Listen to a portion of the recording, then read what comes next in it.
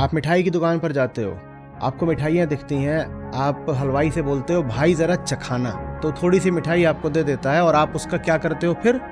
अनुभव। आपने कितनी बार कहा है कि ये जो मिठाई है जरा इसके बारे में बताना? कभी भी पूछा है ये बनी किस चीज से? वहां पे खड़े होके बोलते हैं वो वाली देना, वो वाली, हाँ वो जो हरी हरी सी है। क्या आपने कभी पूछा कि ये हरा रंग जो तुमने इसमें डाला है ये क्या चीज है? पत्तियां मसल कर आया है या होली का बचा हुआ गुलाल था? ज्यादा सवाल पूछ लिए तो जरूर कुछ ऐसा पता चल जाएगा कि फिर मिठाई खा नहीं पाओगे। मिठाई सामने बढ़िया रखी इंतजार कर रही है और तुम कह रहे हो चलो पहले इसको जान लेते हैं, जल्दी क्या है। अहम अपनी बेहोशी के कारण हमेशा हड़बड़ी में रहता है अंत पर आने की। बड़े जरूरतमंद थे और बाजार में गए, दुकान बंद हो रही थी, उससे हाथ पांव जोड़ रहे हो और यार थोड़ा सा खोल दो यार, एक चीज लेनी है। अब उसके बाद वहां घुस करके क्या मोल भाव करोगे? गरजमंद मत बना लो कि दुनिया कोई चीज तुम्हारी ओर उछाले और झट से मजबूर हो जाओ उसको लपकने के लिए। जगत खुली किताब है, हमें इससे सीखना है, किताब को खुला ही रहने दो।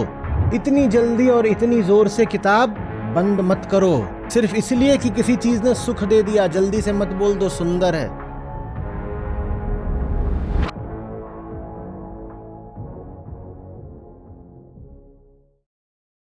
हम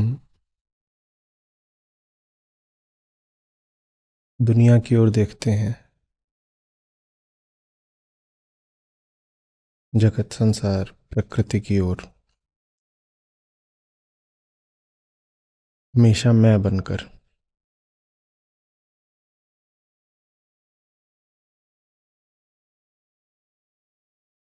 कभी देखने के लिए नहीं, कभी जानने समझने के लिए नहीं,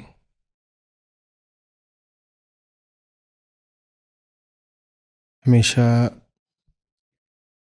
अपने आप को बनाने, बचाने, बढ़ाने के लिए।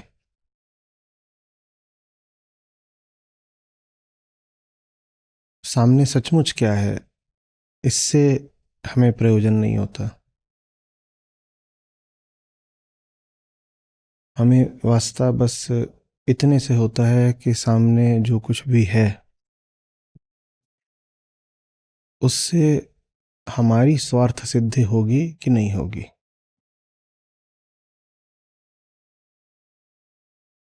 न हमें ये पता है कि सामने जो है वो क्या है, न हमें ये पता है कि सामने जो है उसका हमारे ऊपर सचमुच असर क्या हो रहा है।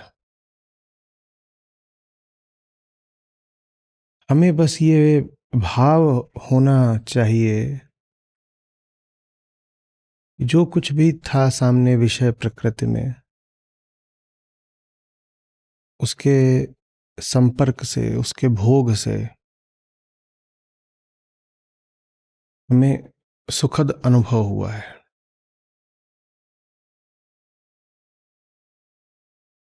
कोई खाने का सामान होता है सामने,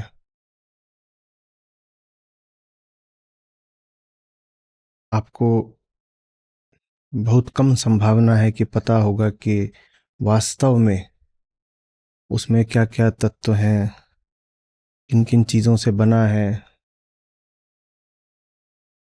सचमुच कब बना था। तो जो सामने पदार्थ रखा है हमें उसका नहीं ज्ञान। उससे भी कम ज्ञान है हमें इस बात का कि वो पदार्थ क्या करता है जब वो इस शरीर के भीतर आ जाता है।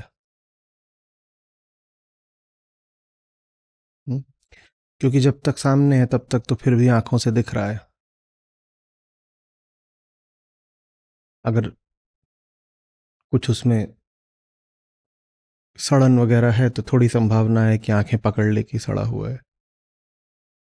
इतनी तो गनीमत रहती है।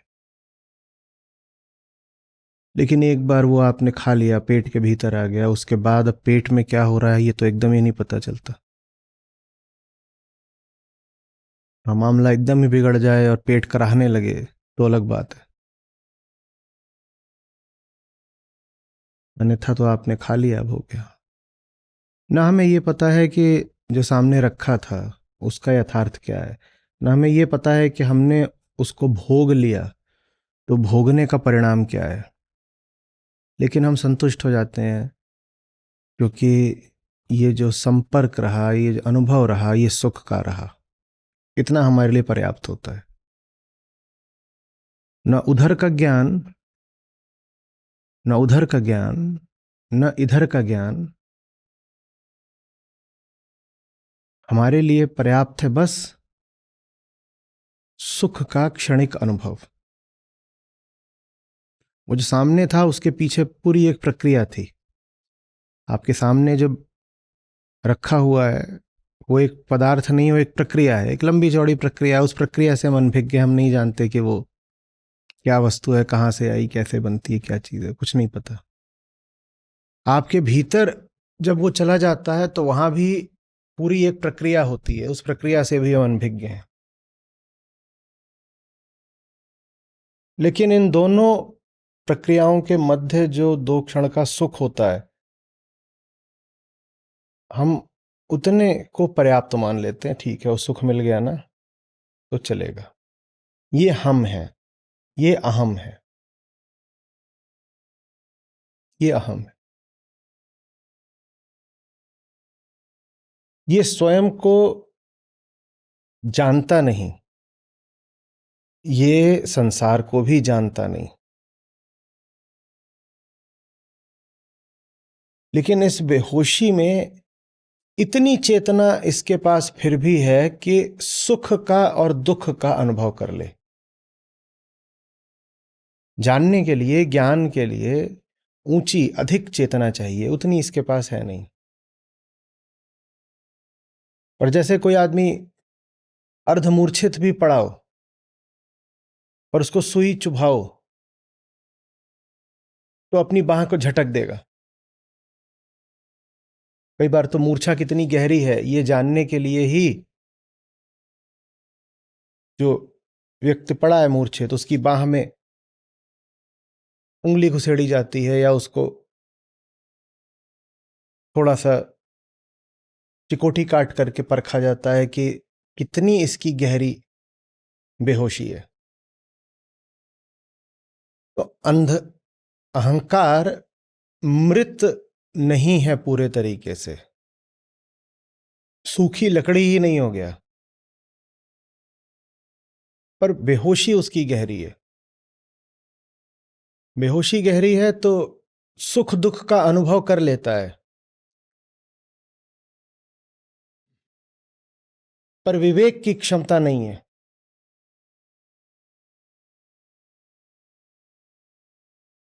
जानने के लिए, ज्ञान के लिए जितनी चेतना चाहिए उतनी चेतना से वो इनकार कर देता है।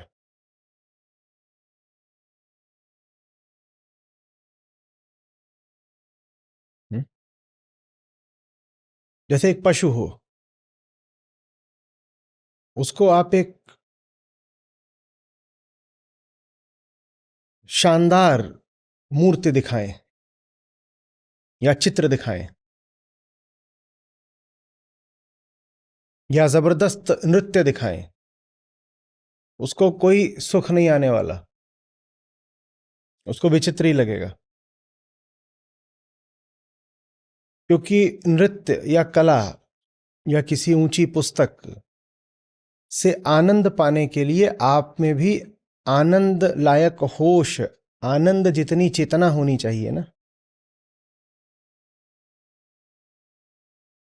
किसी मेज के ऊपर आप भगवत गीता रख दें तो उससे मेज आह्लादित नहीं हो जाती। भगवत गीता तो भगवत गीता है, लेकिन मेज के पास वो चेतना ही नहीं कि भगवत गीता से आनंद पा सके, भले ही भगवत गीता मेज के एकदम ऊपर रख दी है।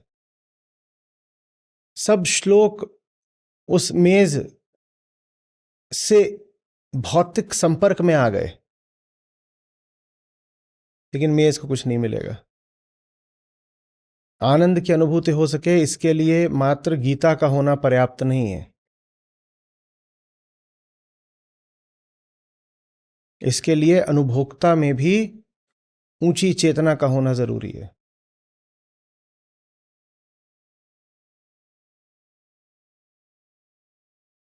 पशु के सामने आपने नृत्य दिखा दिया, उसे कोई सुख नहीं मिला। हाँ, पशु को आप दो रोटी या उसका जो भोजन है वो डाल दीजिए, उसको सुख मिल जाता है। अहंकार ऐसा होता है, छोटी चेतना, सुख दुख का अनुभव कर लेता है वो, पर ज्ञान से जो मिल सकता था आनंद वो उसको नहीं मिलता, क्योंकि ज्ञान लायक उसमें नहीं है चेतना। सुख दुख लायक होश है उसमें।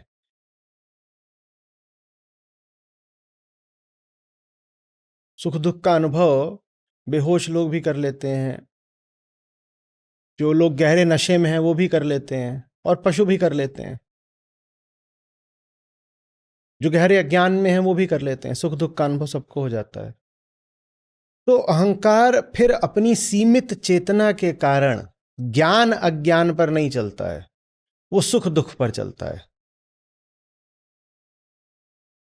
अहंकार दुनिया में जो भेद करता है, क्या अच्छा है क्या बुरा है, क्या पकड़ूं क्या छोड़ूं, क्या मेरा क्या पराया इत्यादि, अहंकार जितने भी निर्णय लेता है, जितने भी भेद करता है, उसका कारण, उसका आधार ज्ञान नहीं होता, उसका आधार अनुभव होता है। अनुभव माने क्या? इससे यदि मुझे सुखद अनुभव होगा तो मैं इसको चुन लूंगा, और इससे मुझे दुखद अनुभव होगा तो इसको नहीं चुनूंगा। भले ही सामने जो खाने के लिए रखा हुआ था वो भीतर जा करके कितनी भी समस्या कर दे, पर अगर उससे सुखद अनुभव हो रहा है तो मैं उसको चुन लूंगा। और भले ही कोई विषय ऐसा है जो भीतर जाकर के बहुत लाभ देगा, बड़ा कल्याण करेगा, पर अगर वो सुखद अनुभव नहीं देने वाला विषय तो मैं उसको ठुकरा दूंगा। ये अहम के निर्णयों का आधार रहता है। हित नहीं सुख,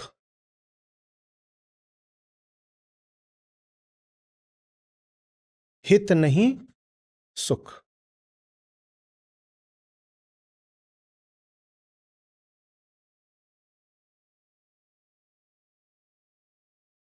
और ये तो बिल्कुल अलग अलग आयाम हैं, सुख का आयाम और हित का आयाम।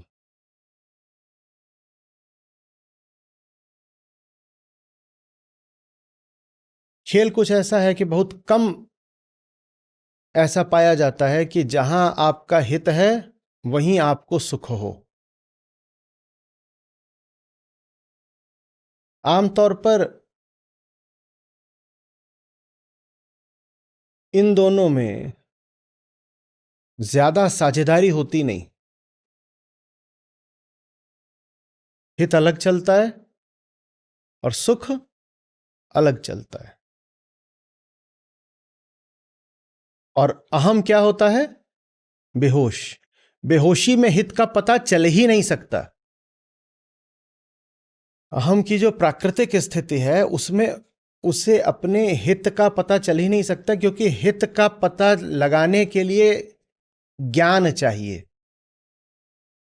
और ज्ञान मांगता है ऊंची चेतना, ज्ञान मांगता है ध्यान। ध्यान दो तो ज्ञान होता है।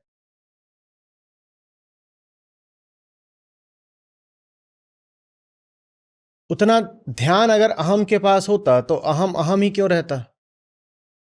वही ध्यान उसने अपने ऊपर न दे लिया होता, उठा नहीं लिया होता अपने आप को। तो अहम के होने का मतलब ही होता है ध्यान की अनुपस्थिति।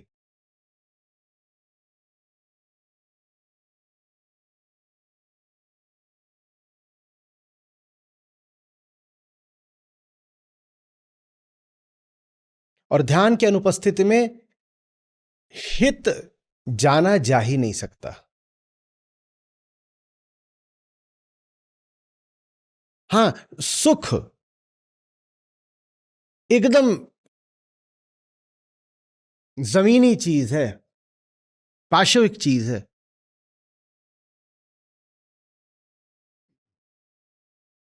उसका अनुभव हो जाएगा। सुख तो सपनों में भी मिल जाता है ना। सपनों में चेतना कितनी होती है आपके पास, पर सुख तो सपनों में भी मिल जाता है। तो अहम छोटी चेतना से जुड़ा होता है, और छोटी चेतना से जुड़ना उसकी मजबूरी है अगर उसको जिंदा रहना है। चेतना ज्यादा बढ़ गई तो अहम खुद ही ढह जाएगा, और छोटी चेतना रखने की फिर मजबूरी ये हो जाती है आगे कि अब आपके सब निर्णयों का आधार सुख होगा, हित नहीं।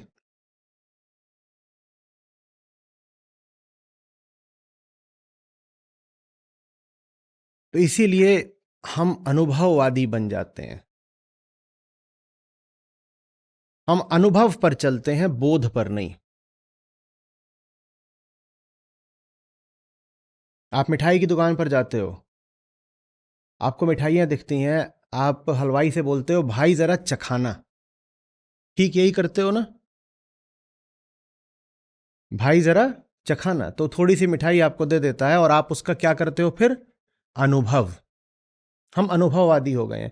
आपने कितनी बार कहा है कि ये जो मिठाई है, अब जरा इसके बारे में बताना, बोध दो। हम बोधवादी नहीं, हम अनुभववादी हैं। मिठाई देखकर आप नहीं पूछते बताओ किस चीज से बनी है, जिस चीज से बनी है कुछ उसका प्रमाण बता दो, कितनी देर पहले बनी है। जो जो पदार्थ हैं जरा उनकी सूची दिखाओ, कहां से तुमने मंगवाए थे वो भी बता दो, और इनमें से जिन पदार्थों के बारे में मुझे पता नहीं उसकी थोड़ी जानकारी दो मुझको। ऐसा कभी करा है आपने किसी मिठाई की दुकान पर? करा है क्या? कभी भी पूछा है ये बनी किस चीज से है? कभी पूछा है? लेकिन एक काम जरूर करा है, भाई जरा चखाना। ये अहम की मजबूरी है, वो अक्षम है, वो असमर्थ है बोध की दिशा में, उसे बोध हो ही नहीं सकता। बोध लायक होश ही नहीं है उसके पास। तो फिर वो करता है जो कर सकता है। वो क्या करता है? वो स्वाद ले सकता है, वो चख सकता है, माने वो अनुभव कर सकता है। तो बोलेगा हाँ भाई ये चखाना, अच्छा वो भी चखाओ, वो भी चखाओ। जैसे चख चख के पता चल जा रहा हो कि सच्चाई क्या है। पर हम अपनी नजर में यही मान लेते हैं ना, चख चख करके अनुभव कर करके हमें सच्चाई पता लग गई है। तो वो अपने फिर अनुभव को सत्य मानता है, और अनुभव को सत्य मानने का अर्थ है अपनी बेहोशी को ही सत्य मान लेना। इसी आधार पर अगर कोई रासायनिक, कोई केमिस्ट चलने लगे, कोई रसायन शास्त्री चलने लगे, तो वो सारे केमिकल्स को क्या कर रहा होगा? चख रहा होगा। पर वो क्या करता है? वो उन्हें परखता है। ये अंतर है आम आदमी में और वैज्ञानिक में। वैज्ञानिक परखता है, आम आदमी चखता है। आम आदमी को भेज दिया जाए प्रयोगशाला में तो पोटेशियम साइनाइड भी चख के देखेगा इसका मामला कैसा है। क्या ये जानने योग्य प्रश्न नहीं है? कितने सैचुरेटेड फैट्स हैं ये जो तुमने अभी दिखाई, ये बोल रहे हो? कई बार तो हम मिठाई खरीद लेते हैं, हमें उसका नाम भी नहीं पता होता, और छोड़िए कि कोई ऊंचा ज्ञान हो मिठाई के बारे में, हमें उसके नाम तक का ज्ञान नहीं होता। हुआ है ऐसा कि नहीं हुआ है? वहां पे खड़े होके बोलते हैं वो वाली देना, वो वाली, वो वाली। नाम से भी नहीं बता पाओगे कौन सी मिठाई, बस ऐसा इशारा करते हो नहीं नहीं नहीं वो नहीं, उसके ऊपर वाली। हाँ वो जो हरी हरी सी है। अब वो हरी क्यों है? क्योंकि 15 अगस्त के आसपास आप गए हो खरीदने तो उसने मिठाई का तिरंगा बना दिया है। क्या आपने कभी पूछा कि ये हरा रंग जो तुमने इसमें डाला है ये क्या चीज है? ये बर्फी हरी कैसे हो गई? हरा रंग कहीं से तो डाला होगा ना। वो हरा रंग कहां से आ रहा है? पत्तियां मसल कर आया है, या होली का बचा हुआ गुलाल था? कभी पूछा है क्या? नहीं पूछा है ना। पूछिएगा भी नहीं, हलवाई रूठ जाएगा। दुकानें बंद हो जाएंगी अगर ग्राहकों ने सवाल करने शुरू कर दिए तो।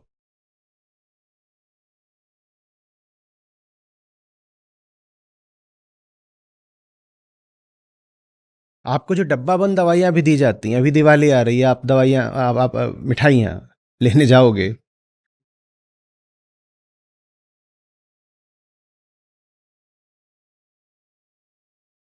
कहा तो बिल्कुल सही था।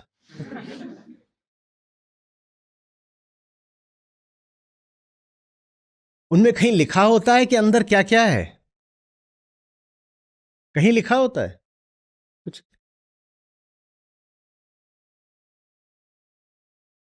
हाँ, वो पहले से तयशुदा आपको एक पैकेट मिल जाता है, इतना बता दिया जाता है, इतने किलो का है।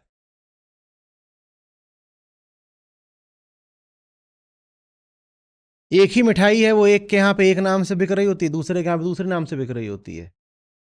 ये जगह उस पे भोपाली कुछ लिख दिया, दूसरे पे लाहौरी लिख दिया, आप खरीद लेते हो। थोड़ा सा भी होश होता तो पूछते ना कि भाई भोपाल और लाहौर कोई अगल बगल एक कस्बे तो है नहीं। ये ऐसे कैसे हो गया कि चीज यहाँ की थी तुम्हारे यहाँ पे और बगल की दुकान में कहीं और की हो गई? कहीं ऐसा तो नहीं कि दोनों गप्प मार रहे हो? लेकिन हम ऐसा कोई सवाल नहीं पूछेंगे, क्योंकि मिठाई स्वादिष्ट है। हमारा स्वार्थ पूरा हो रहा है। जब तक मिठाई स्वादिष्ट है, ये जानना न सिर्फ गैर जरूरी है बल्कि खतरनाक है कि उस मिठाई के पीछे क्या है।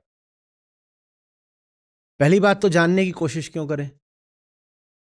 जितनी देर में जाने उतनी देर मिठाई अंदर खाना ले, गप करो। सवाल पूछ रहे हो, सामने मिठाई रखी है, सीधे अंदर करो।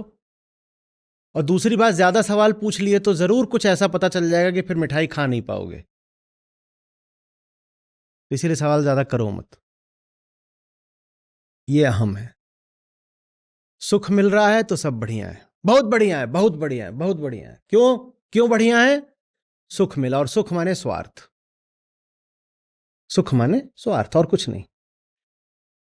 तो अहम के पास इतनी चेतना ही नहीं होती कि बोध के आधार पर जीवन के निर्णय करे। वो सुख के आधार पर करता है। सुख माने अनुभव, सुख माने स्वार्थ। हम अनुभवों पर चलते हैं और सब अनुभव स्वार्थ आधारित होते हैं।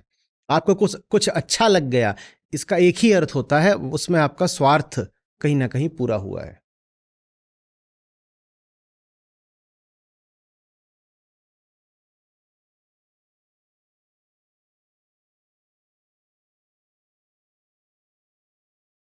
साधारण चेतना की बात हो रही है। मैं यहां पर बुद्धों और कृष्णों की बात नहीं कर रहा हूं। वो यदि कुछ कहें कि उत्तम है, श्रेष्ठ है, तो अलग बात होती है। पर अगर हम कहें कि कुछ उत्तम है, बढ़िया है, श्रेष्ठ है, तो उसका यही अर्थ है कि उससे हमारी स्वार्थ सिद्धि हुई है, और कोई अर्थ नहीं। यही बात आज लाओ त्सु कह रहे हैं कि सौंदर्य पर भी लागू होती है।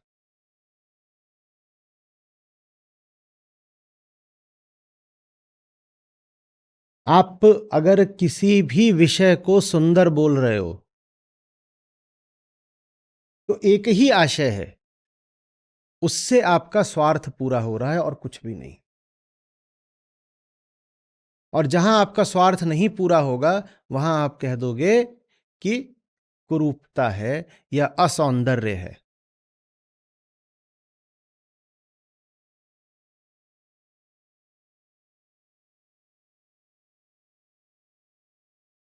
स्वार्थ हर जगह पूरा नहीं होता।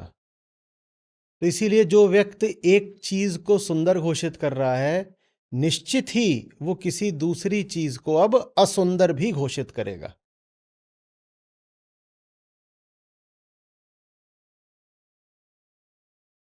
लेकिन आप सुंदर बोलो कि असुंदर, पहली विकृति, पहली कुरूपता तो अहंकार स्वयं ही है। तो आप जिसको सुंदर बोलते हो, वहां भी असुंदरता है, और जिसको आपने असुंदर बोल दिया वहां भी है। क्योंकि ये जो असुंदरता है, ये तो अहम की दृष्टि में ही है।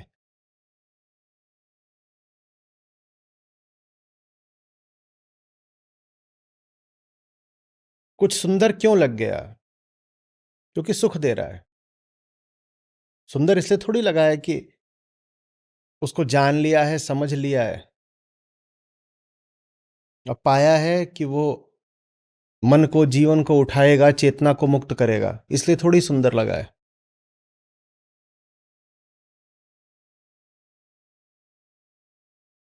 समझ में आ रही है बात? अहम प्रकृति से पैदा होता है और समाज द्वारा बिगाड़ा जाता है।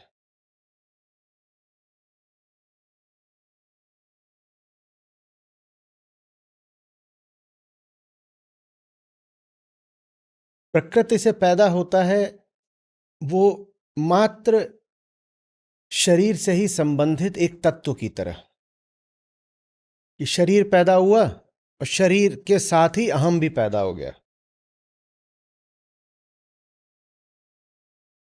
प्रकृति की ओर से देखें तो ये कहना गलत नहीं होगा कि शरीर तत्व ही अहम तत्व है, क्योंकि ऐसा कभी देखा नहीं गया कि शरीर पैदा हुआ है और अहम पैदा नहीं हुआ। और जो दो चीजें एक साथ ही पाई जाती हो हमेशा, उनको एक ही कहने में कोई बुराई नहीं। प्रकृति की ओर से, पैदाइश की ओर से पैदा तो ये दोनों हमेशा एक साथ ही होते हैं, तो इनको एक भी कहा जा सकता है कुछ हद तक। पूरी तरह क्यों नहीं कहा जा सकता? क्योंकि एक स्थिति ऐसी आ सकती है और आनी चाहिए जब एक पूरी तरह विकसित और वयस्क शरीर तो रहे, पर अहम बिल्कुल परिशोधित हो गया हो, शांत हो गया हो, गलकर बिल्कुल छोटा हो गया हो। तो ऐसा फिर हो सकता है कि शरीर तो इतना बड़ा भारी घूम रहा है, वयस्क आदमी है, इतना बड़ा उसका शरीर, लेकिन अहम इतना छोटा। वो करा जा सकता है, वो होना चाहिए, लेकिन वो आगे की बात है। जब हम शरीर के जन्म की बात करें तो हम कह रहे हैं कि बिल्कुल ऐसा कह सकते हैं कि शरीर और अहम एक ही बात है, क्योंकि जन्म के समय तो दोनों का जन्म इकट्ठे ही होता है और दोनों साथ साथ रहे भी आते हैं।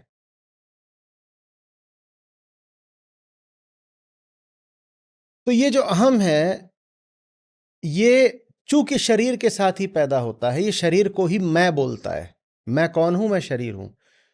तो इसका ये दायित्व तो होता ही नहीं है कि ये जाने समझे, ज्ञान बोध मुक्ति इत्यादि कोई दायित्व तो नहीं होता।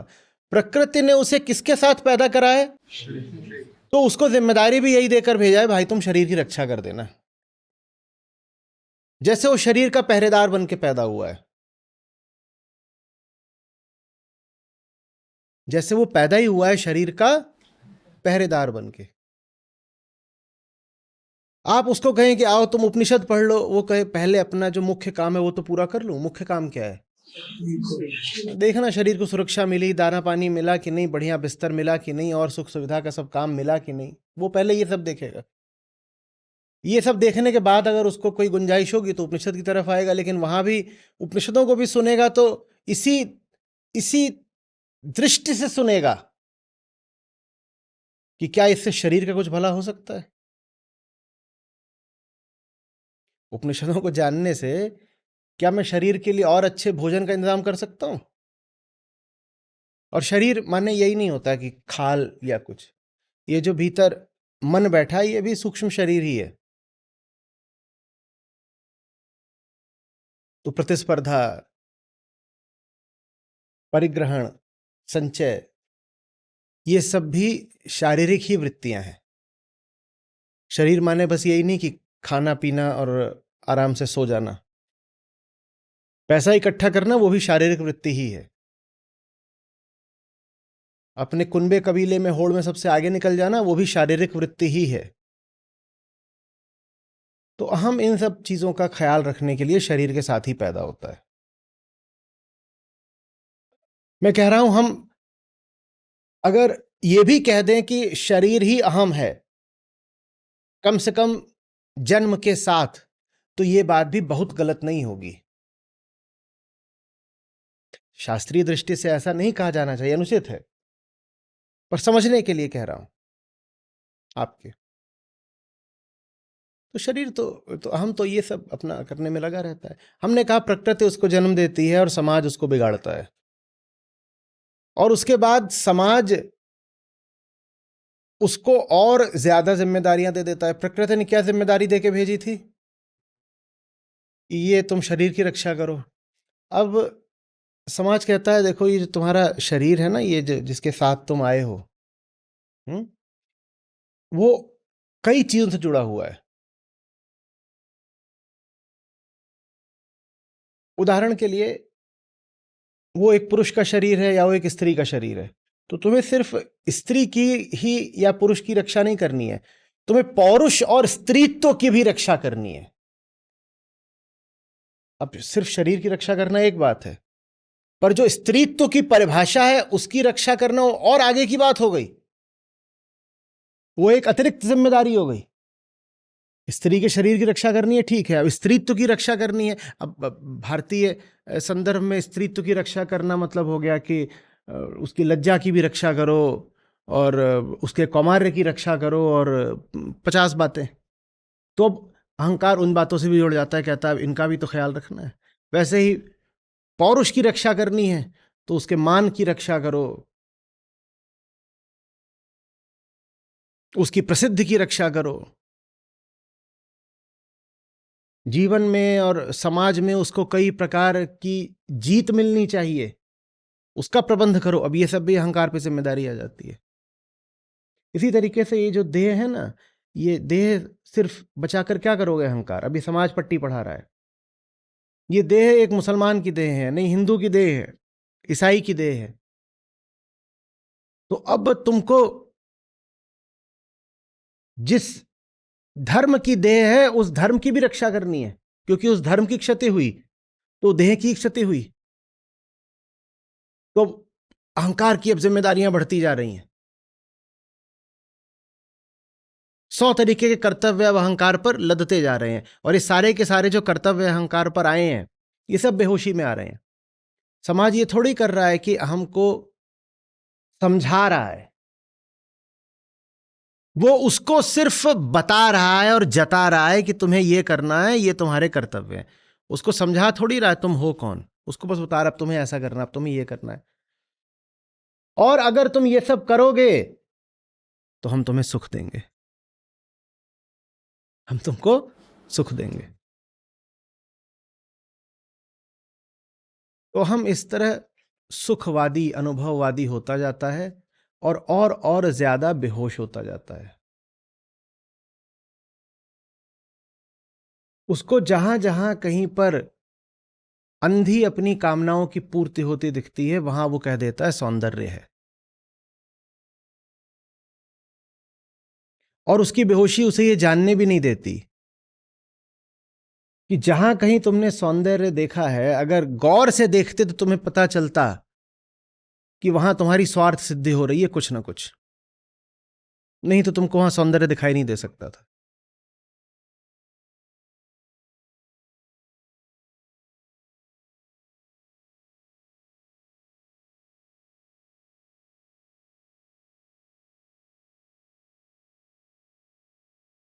सारी बात समझो।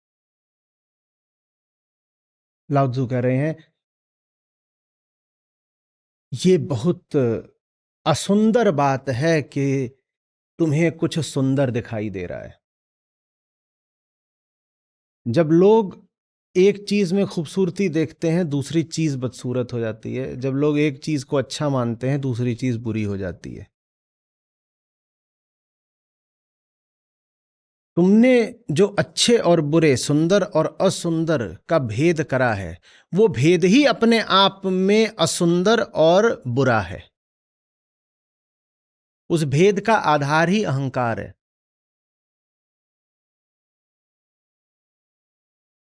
जिसको आपने सुंदर कह दिया वो सुंदर नहीं, जिसको आपने कुरूप कह दिया वो कुरूप नहीं। इसका अर्थ ये नहीं है कि जिसको आप सुंदर कह रहे हो वो कुरूप है और जिसको आप कुरूप कह रहे हो वो सुंदर है। ऐसा कोई विपरीतता का भी रिश्ता नहीं है। बस बात इतनी है कि आप जानते ही नहीं।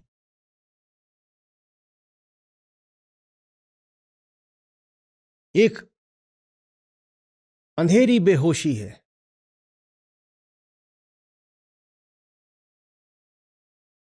उसमें कुछ आकर के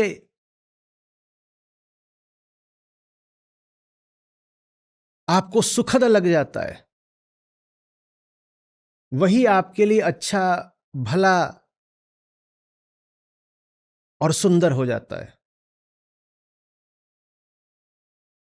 हमारा नियम चलता है कि सुख ही सौंदर्य है।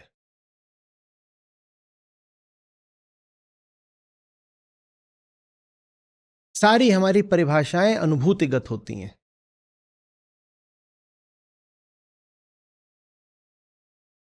वही आंख जो एक जगह सौंदर्य कल्पित कर लेती है, वही दूसरी जगह सौंदर्य का अभाव देख लेती है।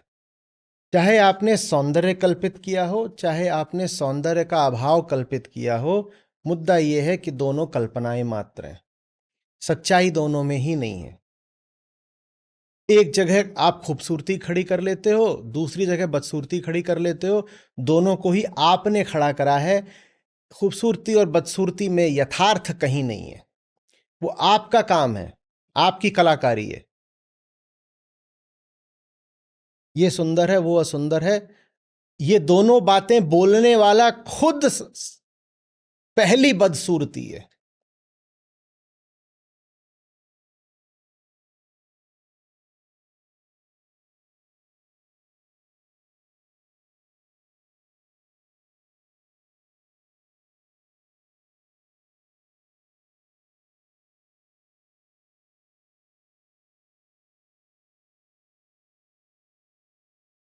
समझ में आ रही है बात? ये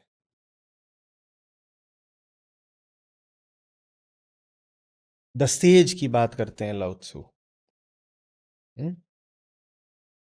ज्ञानी।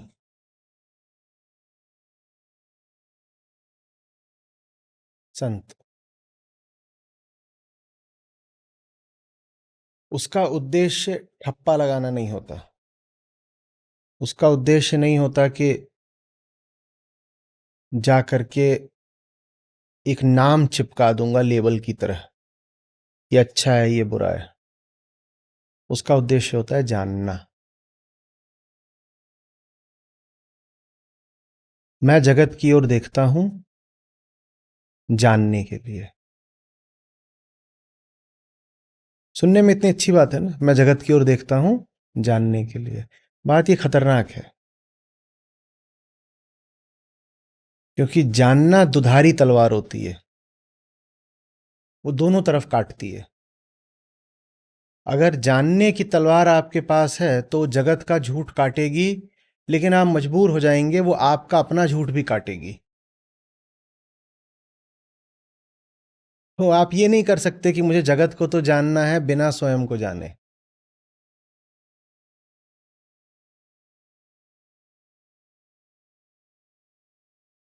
जगत के साथ हमारा मैं का संबंध नहीं होता, अहम का संबंध नहीं होता। तो जगत को जानना थोड़ा कम कष्टप्रद होता है। सबसे ज्यादा कष्ट होता है खुद को जानने में। हम खुद को एक ब्लैक बॉक्स बने रहना चाहते हैं।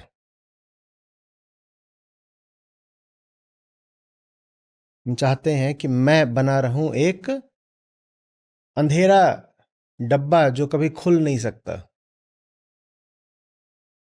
और अगर वैसा आपको बना रहना है तो जगत को भी आपको जानने से इनकार करना पड़ेगा।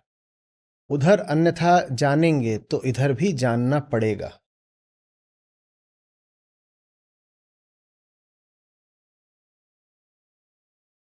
ज्ञानी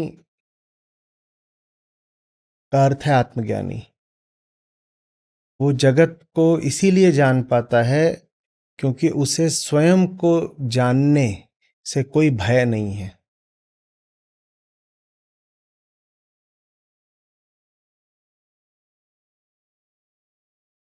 वो दुनिया की सच्चाई को इसीलिए सीधे सीधे देख पाने की हिम्मत कर पाता है क्योंकि सबसे पहले वो अपनी सच्चाई से घबराता नहीं है।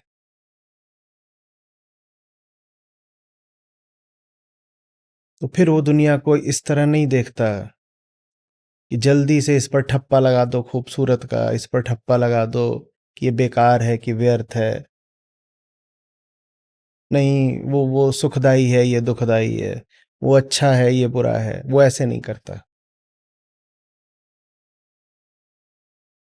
ये करना छोटी चेतना की निशानी है। ये करना उस चेतना की निशानी है जो जानने की मेहनत नहीं करना चाहती, जो जानने की जहमत नहीं उठाना चाहती। ठप्पा लगाना सस्ता काम है ना।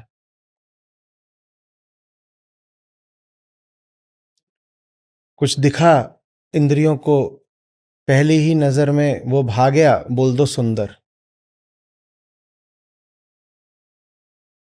जानने में समय श्रम लगता है। ध्यान बड़ी मेहनत का काम है। ध्यान छोटी मोटी चीज नहीं होती। ध्यान ऊर्जा मांगता है। ध्यान अनुशासन मांगता है।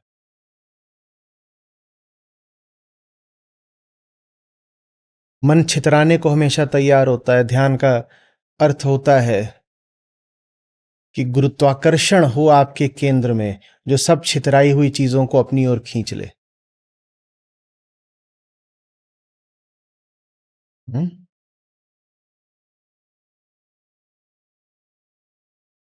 तो कौन मेहनत करे जानने की? सब पर जल्दी जल्दी ठप्पा लगाते चलो।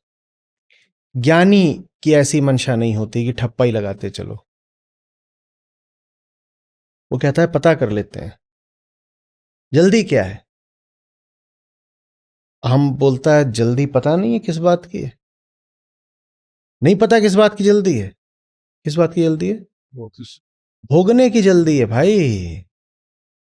मिठाई सामने बढ़िया रखी इंतजार कर रही है और तुम कह रहे हो चलो पहले इसको जान लेते हैं, जल्दी क्या है। इतने ना समझो, नहीं जानते क्या जल्दी है।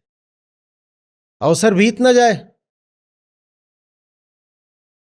सामने अभी माल रखा हुआ है, व्यंजन बन के आया, गर्मा गर्म उसमें से भाप उड़ रही है। तुम कह रहे हो इसको जानेंगे, जब तक जानोगे मामला कैसा हो जाएगा? ठंडा पड़ जाएगा। किसी ने सामने लाके रख दिया है, बोल रहे बिल्कुल ये ताजा फलों का रस है। जब तक उसको जानोगे तब तक वो जो भी चीज थी वो कुछ और बन सकती है। या वो चीज अपने आप को जिस रूप में दिखाना चाहती थी वो रूप ढल सकता है। उसका कोई दूसरा रूप या असली रूप सामने आ सकता है। यही जल्दी है। जानते नहीं जल्दी क्या है। ज्ञानी कहता है देखो, भोग की अकुलाहट तुमको है, हमको नहीं। हमें क्यों नहीं है? क्योंकि हम खुद को जान गए हैं। भोग छोटी चीज है, भोग से ज्यादा बड़ी चीज कुछ और है। वो हमने गांठ बांध ली है। तो हम इतनी हड़बड़ी में नहीं रहते भोगने की, हमें जान लेने दो। ठप्पा नहीं लगाना है। और जब ज्ञानी जानने निकलता है तो जानने की प्रक्रिया में सदा जो उभर कर सामने आता है वो सत्य ही है। नहीं फर्क पड़ता कि कौन सा विषय है आप जिसको जानने निकले हो। विषय हटा दीजिए, जानना जरूरी है। विषय कुछ भी हो, रवैया जानने का होना चाहिए। और जानने का दुश्मन बनती है हड़बड़ी। हड़बड़ी करती है नामकरण।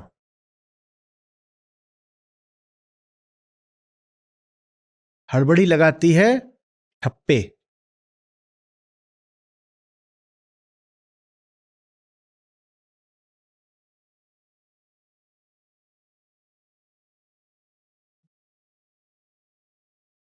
ज्ञानी कहता है समझने दो। हर विषय, हर अनुभव उसके लिए एक अवसर बन जाता है। वो जहां भी होता है, जिस भी स्थिति में होता है, वो डूबता है, कहता है यही सब कुछ तो जो सामने है, यही तो अवसर है, इसी को तो जान लेना है।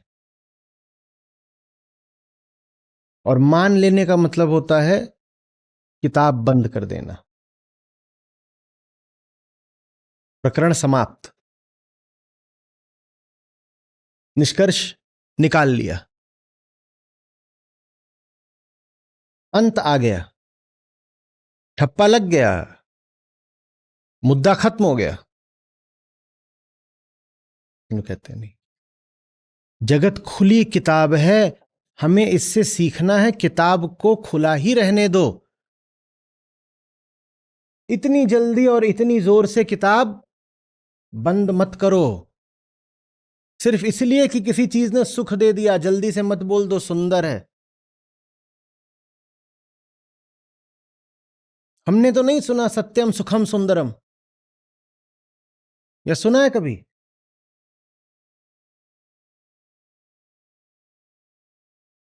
और सिर्फ इसलिए कि कोई चीज दुख दे रही है, उसकी भी किताब बंद मत कर दो। थोड़ा निकट जाओ, थोड़ी मेहनत करो।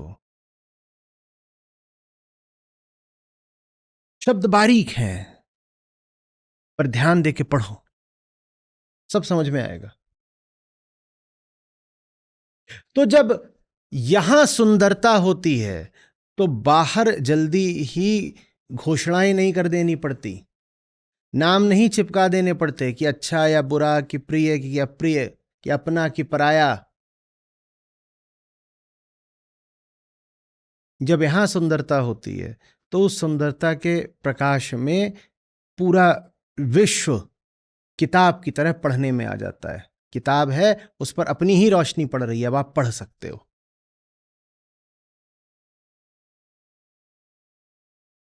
और जगत की किताब में कहीं कोई बहुत हिंसक अध्याय भी आ गया हो, तो किताब खराब हो गई क्या? आपके महाकाव्य हैं, रामायण है, महाभारत है, उनमें एक से एक विकृतियां भी क्या आपको देखने को नहीं मिलती हैं? कैसे कैसे राक्षस हैं, क्या क्या वहां पर कृत्य चल रहे हैं। एक भाई ने दूसरे भाई का साम्राज्य छीन लिया है, एक भाई दूसरे को बंधक बना के बैठा हुआ है,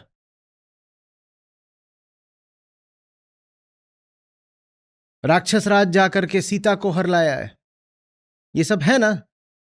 तो वहां इतनी सारी किताब बातें लिखी हुई हैं, इन बातों से क्या वो पुस्तकें मलिन हो गईं? तो जगत की पुस्तक भी ऐसी है, वहां पर हो सकता है बहुत कुछ ऐसा चल रहा हो जिसमें हिंसा हो, क्रूरता हो, अनीति हो, अन्याय हो, लेकिन इससे वो पुस्तक नहीं खराब हो गई। आप उसको पढ़िए। महाभारत में एक के बाद एक न जाने कितने युद्ध हैं, रामायण से तो कहीं ज्यादा। और जिन्हें सीखना है वो महाभारत से खूब सीखते हैं। उसी महाभारत में भगवत गीता भी है। या ये कह देना है कि अरे इस अध्याय में तो रक्तपात ही रक्तपात है, क्या खून खच्चर, इसका हाथ काट दिया, उसका सर काट दिया, उसने उसका अपहरण कर लिया, फिर हत्या कर दी, ऐसे छोड़ देते हैं क्या? नहीं, क्या करना है? उसको पढ़ना है, उसको सीखना है। और आप नहीं सीख सकते अगर आपने अध्याय ही बंद कर दिया है। और अहम अपनी बेहोशी के कारण हमेशा हड़बड़ी में रहता है अंत पर आने की। उसे निष्कर्ष चाहिए, उसे कंक्लूजन चाहिए। जैसे कोई अनाड़ी हो, उसे आप किसी जटिल यंत्र के बारे में कुछ समझा रहे हो, उसे समझ में तो आ ही नहीं रहा, वो अनाड़ी है, वो समझना भी नहीं चाह रहा, तो जल्दी से बोलता है भैया ये सब बातें बंद करो, ये बताओ कौन सा बटन दबा दें तो इसमें से संगीत सुनाई देगा। उसको उस पूरी व्यवस्था से सिर्फ अपने लिए क्या उगाहना है? सुख। उसको जानना नहीं है, उसको बस सुखद अनुभव चाहिए। और अब और कहेंगे नहीं, पहले समझ तो लो ये पूरी बात क्या है। वो कहेगा लेक्चर देना बंद करो, बताओ इसमें समोसा कहां से निकलेगा। ये हुआ आपके साथ? आप किसी को किसी चीज के बारे में कुछ बता रहे हो तो कहीं ये सब हटाओ, ये बताओ इसका इस्तेमाल कैसे करना है। इस्तेमाल माने उपभोग, उपभोग माने सुख, अनुभव। कहे हमें जानना ही नहीं है। हम सब यहां बैठे हैं, मोबाइल फोन के इस्तेमाल में सबकी इतनी रुचि रहती है, पर अभी अगर हम कहते हैं कि 3 घंटे तक आज हम चर्चा करेंगे कि ये मोबाइल फोन काम कैसे करता है, तो कई लोग यहां से निकल जाएंगे और बाहर जाके अपने मोबाइल फोन पर ही मनोरंजन करना शुरू कर देंगे, क्योंकि आपको मोबाइल फोन को जानना नहीं है, आपको उसको सिर्फ भोगना है। तो ये कितनी विचित्र बात होगी कि ठीक उस समय जब आपको मोबाइल फोन के बारे में समझाया जा रहा होगा, आप मोबाइल फोन पर ही अपना मनोरंजन करने लग जाएंगे। आप कहेंगे पता नहीं क्या बता रहे हैं, ये सब छोड़ो, इंस्टाग्राम खोलो।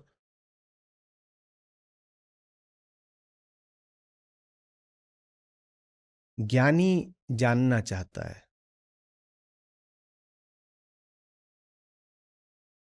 कहीं किसी का जन्म हो रहा हो, वो उसको ना अच्छा बोलेगा, ना बुरा, ना शुभ ना अशुभ, वो कहेगा ये क्या हुआ है, मुझे समझने दो। कहीं लाश जल रही है, उसको भी ना वो शुभ बोलेगा ना अशुभ, वो कहेगा ये क्या हुआ है, मुझे समझने दो।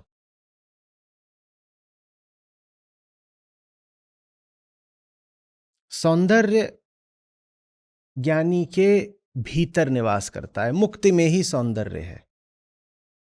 क्योंकि सौंदर्य उसके भीतर निवास करता है, इसीलिए उसे जगत में एक चीज को सुंदर और दूसरे को असुंदर घोषित करने की कोई जरूरत पड़ती ही नहीं है। वो ये कैसे कह देगा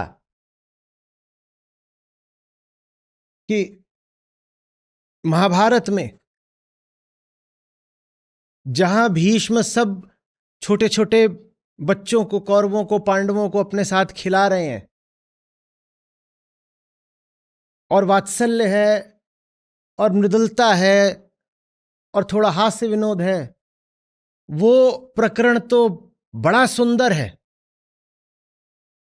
और उसके थोड़ी ही देर बाद जब लाक्षागृह है, जब जला के मारने की कोशिश की जा रही है पांडवों को, तो वो बेकार की बात है। नहीं, कहेगा ये तो समूची किताब है, हमें पूरी ही पढ़नी है। और उस पूरी किताब में से सत्य उभर कर आता है जब हम बोध की दृष्टि से उस किताब को पढ़ते हैं। वो किसी चीज को अच्छा और किसी चीज को बुरा नहीं बोल देगा। आप किसी ज्ञानी को नहीं पाएंगे कहते हुए कि महाभारत के कुछ अध्याय अच्छे हैं और कुछ अध्याय बुरे हैं।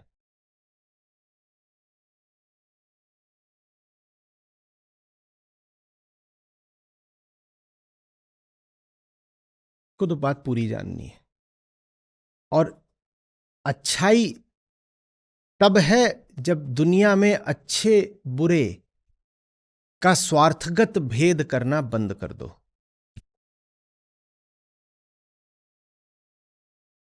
और सौंदर्य तब है जब दुनिया में सुंदर असुंदर का बेहोश भेद करना बंद कर दो। नमस्ते आचार्य जी। जी। आचार्य जी, शुरुआत में आप बताने की कोशिश कर रहे थे कि जैसे कि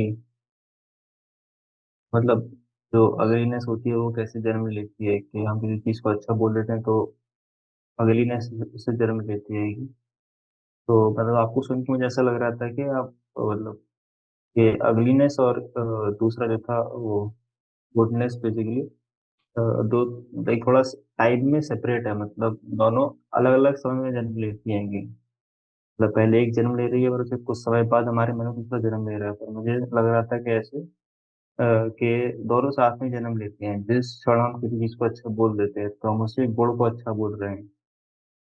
तो उसी क्षण हमने उसके जो उसका जो अपोजिट गुण गुण था, और वो बाय डिफॉल्ट एग्जिस्ट करेगा ही करेगा। तो हमने उसी क्षण अगलीनेस को भी जन्म दे दिया, मतलब उसी इंस्टेंस में। तो मतलब ये सोचना सही है क्या? सही गलत की बात नहीं है। आपके पास ये क्षमता ही नहीं होती है कि एक ही पल में दो विपरीत विषयों का ध्यान कर सकें। जब आप एक चीज को सुंदर बता रहे हो तो निश्चित रूप से दूसरी चीज को आपने असुंदर घोषित कर दिया है, पर वो घोषणा अभी अभिव्यक्त नहीं हुई है। क्योंकि वो जो दूसरी चीज अभी आपके सामने है ही नहीं। और एक साथ दो चीजों को, जिसमें से एक प्रकट हो और एक अभी गुप्त हो, अपने ध्यान में रखने की आपके पास क्षमता नहीं होती है। उदाहरण के लिए, लाल फल आपके सामने आया है और आप कह रहे हो लाल फल बहुत अच्छा है, लाल फल बहुत अच्छा है। कैसा होता है कि जब आप अपने आप को घोषित कर रहे होते हो लाल फल से बढ़िया तो कुछ होता ही नहीं, तभी आप अपने आप को यह भी बोल दो कि हरा, पीला, नीला, बैंगनी, जामुनी, ये जितने फल होते हैं ये सब अच्छे नहीं होते। क्या ऐसा करते हो आप? जिस पल में लाल फल आपके सामने, आप तो लाल फल का ही ध्यान कर पाते हो और कह देते हो ये बहुत सुंदर है। हाँ, उसको सुंदर कहने की प्रक्रिया में आपने प्रसुप्त रूप से, पैसिव रूप से बाकी सबको अब असुंदर कहने की तैयारी कर ली है। जब वो सामने आएंगे तब आप बोल दोगे वो असुंदर है, पर इस क्षण में तो आपके सामने एक ही चीज है, उसी ने आपका पूरा ध्यान पकड़ रखा है। हमें एक क्षमता होती है कि हमारे सामने दो विपरीत चीजें होती हैं और हम दोनों को बराबर का ध्यान दे पाते, तो ये तो बहुत ऊंची बात होती है ना। हमें तो जब पकड़ता है विषय तो एक ही विषय पकड़ता है। उसका नतीजा ये होता है कि उसका जब विपरीत आपके सामने आता है तो आप मजबूर हो जाते हो उसको विपरीत नाम देने के लिए।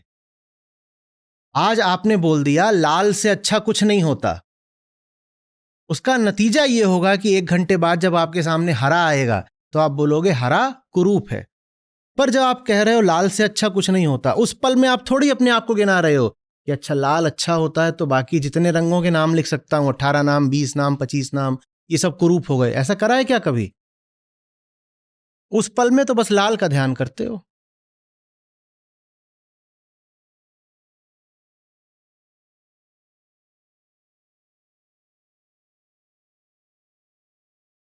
तभी पिटाई हो जाती है। वो आप जानो।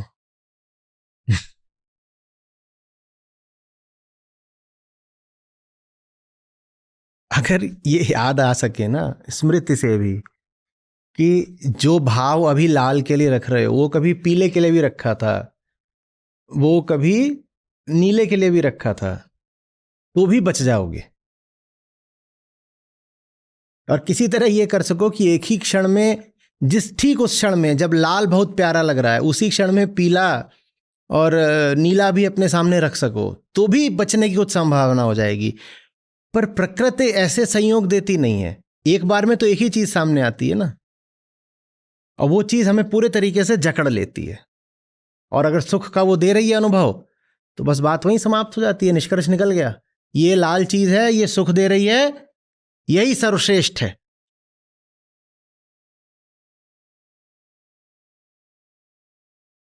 तो फिर लाइक मतलब आता है कि करें कैसे सिचुएशन में कि फिर आपने बताया कि अगर लाल आ गया सामने तो फिर लाल पूरा तरीके से पकड़ लेगा, तो फिर मतलब। हमने आज विधि की बात करी थी, क्या विधि है? हमने आज विधि की बात करी है, क्या विधि थी? रुक जाओ, यही विधि है। अभ्यास कर लो कि सामने से कुछ सुख दे रहा हो या सुख का बिल्कुल विपरीत दे रहा हो, थोड़ी देर को रुक जाओ और उस रुकने के क्षण में परखो। सारी बात करी ना अंत में आके लर्निंग की। परखो, प्रयोग करो। और परखना, प्रयोग करना अगर बहुत रूखी बात लग रही हो तो हमने कहा खेलो।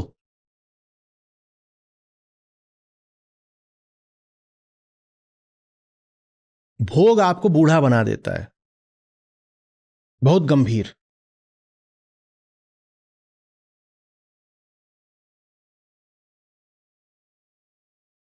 और जिसकी दृष्टि परीक्षक की होती है, जो खोजी है,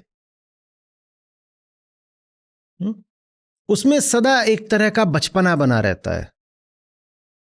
क्योंकि उसके हाथ में आप ये दोगे तो गंभीरता से ये नहीं कहेगा अरे ये तो कितनी, बाप रे। वो ऐसे कहेगा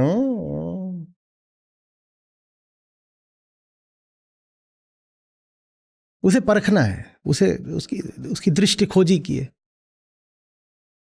मुझे घर में डांट पड़ी थी, मैं छोटा था, मैं कुछ पढ़ रहा हूं, आवश्यक नहीं गीता ही हो, कुछ भी और हो सकता है, मैं खाते खाते ही पढ़ता रहता था। तो लोगों ने देखा, उन्होंने डांट लगाई, बोले कि ये अच्छी ऊंची किताबें हैं, और तुम खाने के एक हाथ से खा रहे हो, दूसरे हाथ से पन्ना पलट रहे हो। तुम कर क्या रहे हो? कई बार जिस हाथ से खाते हो उसी से पन्ना पलट देते हो। मैं नहीं कह रहा हूं ऐसा करना चाहिए, लेकिन ये बात है कि गंभीरता नहीं है उस विषय को लेकर के, सीखने का आग्रह है और सीखने की बड़ी आतुरता है। ये आतुरता ऐसी जो इंतजार भी नहीं कर पा रही कि आधा घंटा खा पी लो उसके बाद फिर पन्ना पलट लेना। अब बैठे हैं, खाने भी बैठे हैं तो देखते जा रहे हैं। वो पाश्चात्य दर्शन की किताब हो सकती है, कोई अंग्रेजी में फिलॉसफी की किताब हो सकती है, या वो उपनिषद भी हो सकते हैं।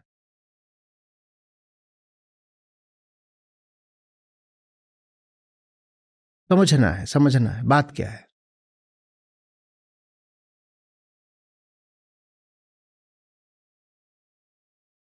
ले दे करके कुल इतना है कि भीतर से अपने आप को इतना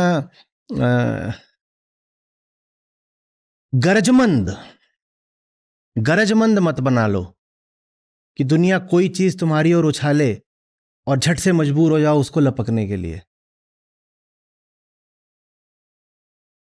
कि जैसे बड़े जरूरतमंद थे और बाजार में गए, दुकान बंद हो रही थी, 9 बजे का उसका बंद होने का समय, आप पहुंचे ही 9:15 बजे, वो पूरा दुकान बंद कर चुका था, तो उससे हाथ पांव जोड़ रहे हो, और यार थोड़ा सा खोल दो यार, एक चीज लेनी है, बड़ी जरूरत है। अब उसके बाद वहां घुस करके क्या मोल भाव करोगे? क्या बोलोगे ये ब्रांड नहीं चाहिए दूसरा ब्रांड दो? तो अपने आप को इतना कभी जरूरतमंद गरजमंद मत बनाओ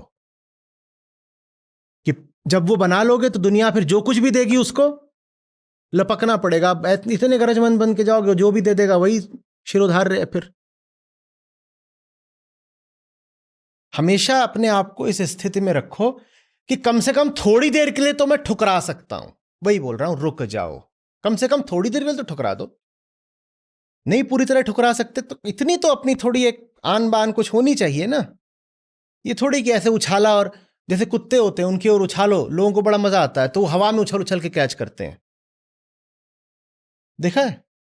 वो ये नहीं इंतजार करते कि नीचे गिरने भी पाए। खासतौर पे अगर 2-3 हो कुत्ते तो आप वहां जाइए, ऐसे रोटी का आधा टुकड़ा उछाल दीजिए तो तीनों फिर आपस में होड़ लगाते हैं और ऐसे हवा में उछल उछल के मुंह में लेते हैं। तो कुत्ता थोड़ी बन जाना है कि संसार ने कुछ उछाल दिया और जल्दी से उसको लपकने को मुंह खोल दिया। हमें कोई दुश्मनी भी नहीं है संसार से। संसार से तो हमारा प्रेम है भाई। संसार ही तो वो खुली किताब है जिसको पढ़ना है हमको। अपनी किताब से कोई दुश्मनी करता है? लेकिन किताब है, उसको चाट नहीं जाना है।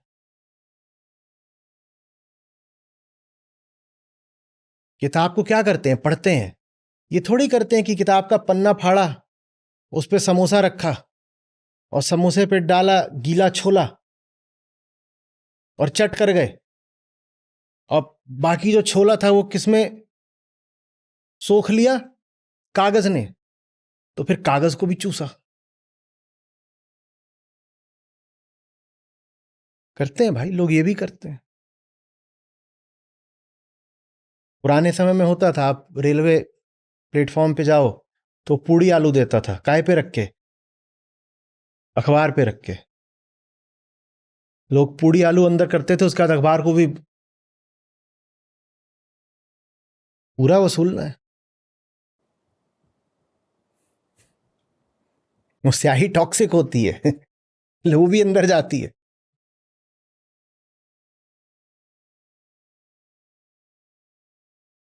जहां दिखाई दे कि कोई ललचा रहा है, वहां तो खास तौर पर एकदम सतर्क हो जाओ।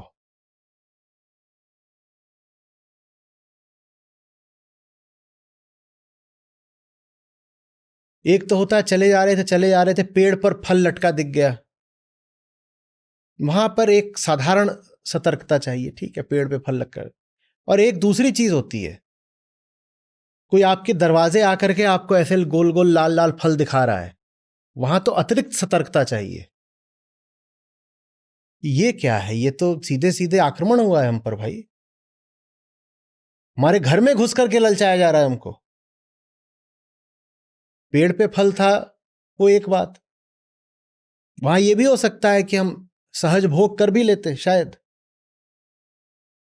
लेकिन अगर कोई हमें प्रयत्न पूर्वक, योजना पूर्वक ललचा रहा है तो वहां तो बिल्कुल भी नहीं। थमेंगे, रुकेंगे, बहुत बात करेंगे, बहुत सवाल पूछेंगे, बहुत सवाल पूछेंगे। और उन सवालों को पूछने में हमने भी पहले से मन नहीं बना रखा है कि उस चीज को स्वीकार करना ही नहीं है। स्वीकार करेंगे, लेकिन पहले तुम हमारे प्रश्न पार करा दो। सब कुछ ठीक लगेगा तो कोई समस्या नहीं है, लाओ फल, हाँ बढ़िया है, रसीला है, अच्छी बात। लेकिन सवालों के बिना नहीं, जाने बिना कुछ नहीं। और जानने के बाद निर्णय लेना नहीं पड़ता। आपने जाना, सब जान लिया, सब जान लिया, जानने के बाद फल का पता चला कि अच्छा है, स्वादिष्ट भी है और पौष्टिक भी है, तो कौन रोक रहा है? फल खाने के लिए ही होता है भाई, फल उठाओ, मस्त खाओ।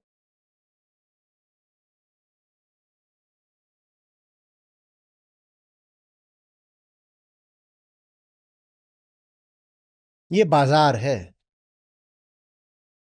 ये आप ही के जैसा है। जैसा आप स्वार्थ पे चलते हो, वो भी स्वार्थ पे चलता है। वो यूं ही नहीं आपको आमंत्रित करेगा। यहां प्रेमी बहुत कम है। आपको आपको कृष्ण आमंत्रित करें वो एक बात होती है, भगवत गीता और क्या है? श्री कृष्ण का बहुत बड़ा आमंत्रण पत्र है भगवत गीता, आओ। पर भगवत गीता अनूठी है भाई, उसकी हम नहीं बात कर सकते। संसार जब भी आमंत्रित करेगा वो वही है कि चूहेदानी का उसने मुंह खोल दिया है, आओ आओ, आमंत्रण है, आओ, वेलकम। तो आमंत्रण को आक्रमण मानना।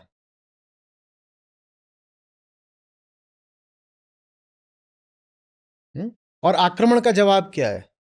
पलटवार नहीं, जिज्ञासा। संसार की ओर से हिंसा हुई है, आप भी हिंसा कर दोगे पलट करके तो बराबर की बेहोशी हो गई। उनकी ओर से जब हिंसा हो, आपकी ओर से उत्तर जाएगा जिज्ञासा के रूप में। आपने जी मुझे बुलाया, अच्छा बताइए। सबसे सुंदर तरीका है ये बात शुरू करने का। हाय हेलो नहीं, क्या? जी बताइए, मैं सुन रहा हूं।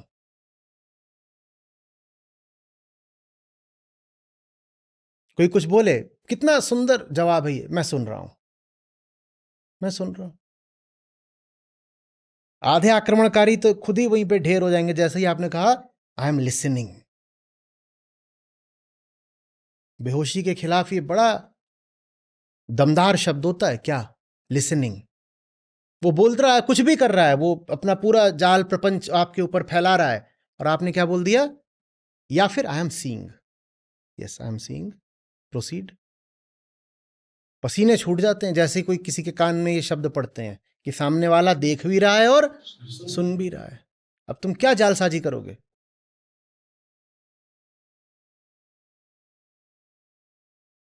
तो हर आक्रमण का जवाब क्या है? मेरी चेतना। उसके अलावा वैसे भी मेरा साथी है कौन? तो मैं पूछूंगा चेतना का क्या स्वभाव है? बोध, जिज्ञासा। जिज्ञासा माध्यम है, बोध स्वभाव है। बोध तक पहुंचने के लिए जो चाहिए उसे बोलते हैं जिज्ञासा। तो किसी ने मुझ पर आमंत्रण के रूप में आक्रमण भी कर दिया तो ऐसा नहीं कि उससे मेरे मन में कड़वाहट आ गई है। तुम कुछ भी करो, मैं तो बहुत शांति से बस कहूंगा जी समझाइए। क्या? जी समझा दीजिए, समझा दीजिए। हम गुलाम हैं आपके, बस आप हमें समझा दीजिए। और सचमुच गुलाम है, कोई ताना नहीं मार रहे। हम सेवा करेंगे आपकी, बस आप हमें समझा दीजिए। और कोई सचमुच समझा दे तो कर भी दो सेवा, क्यों नहीं? पर कोई ऐसा मिले तो जो सचमुच जिज्ञासा शमित कर सके। यहां तो जिज्ञासा सुन के भग जाएंगे। दुकान पे जाओ, माल को लेके ज्यादा जिज्ञासा कर दो, वो दूसरे ग्राहक की ओर चल देता है। बल्कि वो चाहता है कि आप थोड़ा हटी जाओ, क्योंकि आपके सवाल सुन के दूसरे ग्राहकों को खटका हो जाएगा। ज्यादा सवाल कर रहा है यार, इसको निकालो। नहीं जी, आप बगल वाली में देख लीजिए।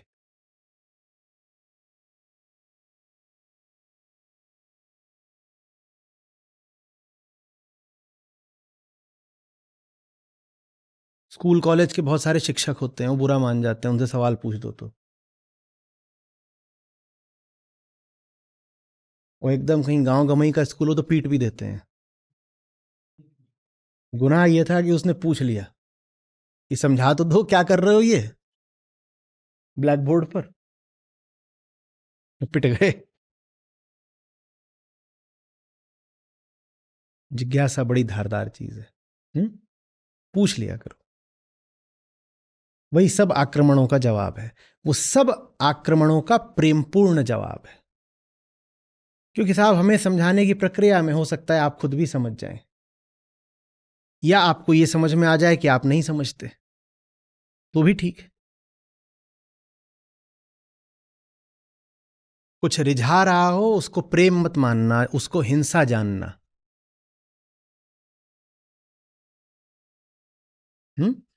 रिझा रहा है कुछ, लुभा रहा है कुछ, तो ऐसा लगता है कि देखो वो हमारे प्रति कितनी सद्भावना रखता है, हमको रिझाने को कितना आतुर है। वो शिकारी है, ये हिंसा की तैयारी है। तो या खूबसूरत वो चूहेदानी है, रिझा रही है। होम स्वीट होम चूहेदानी के दरवाजे पे लटका दिया है और चुईया बिल्कुल ऐसे गदगद हुई जा रही है। हम्म